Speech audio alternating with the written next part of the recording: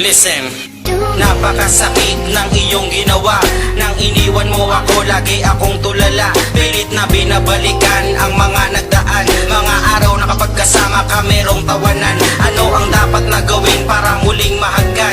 Gaano ba kalayo pa ang dapat kong lakaran para muling manumbalik ang ating samahan? Inabot na ng taon nung ika'y lumisan. Ang pag-ibig ko sa iyo hindi ko maiwasan. Laging panalangin sa Diyos na ako'y turuan. Mamahalin ba kita o kalilimutan? Isang katanungan na di ko pa nasasagutan. Siguro nga marahil ako ay di para sa iyo, kaya ang pagmamahalan natin ay kusang huminto. At ang ikot ng mundo kong mabilis ngayon bumagal. Ang puso kong ito patuloy sa iyong nagmahal.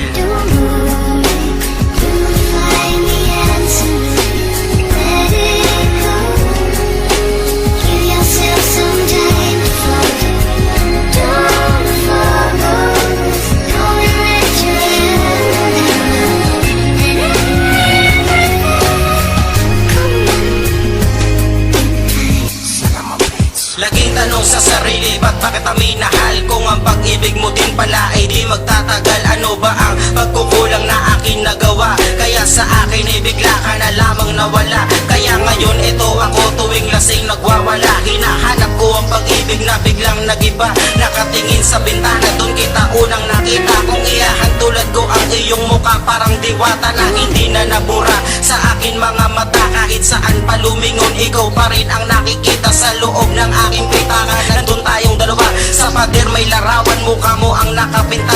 At di ko kayang tanggalin, di ko kayang tiisin, di ko kayang alisin, di ko kayang baklasin. Mga alaalang nagsisilbing inspirasyon ng paglalakbay kong ito. Ba't sa'yo pa din ang direksyon?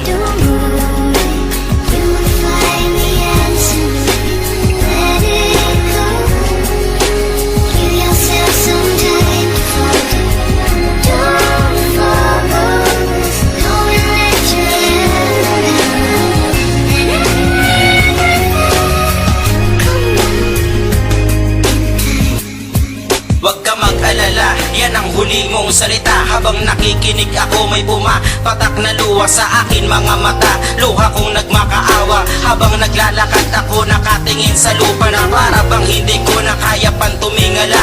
Na pati na pagngiti hindi ko na nga magawa.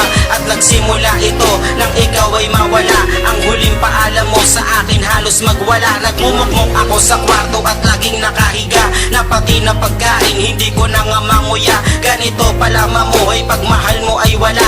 Halos mabiyak ang puso ko tuluyang magiba. Nung iniwan mo ako ang buhay ko'y naging sira. Hanggang sana abutan ang duguan nakahiga. Sinaksak ko ang sarili at sinulat ang salita na paalam sa lahat at sa mahal kong nawala.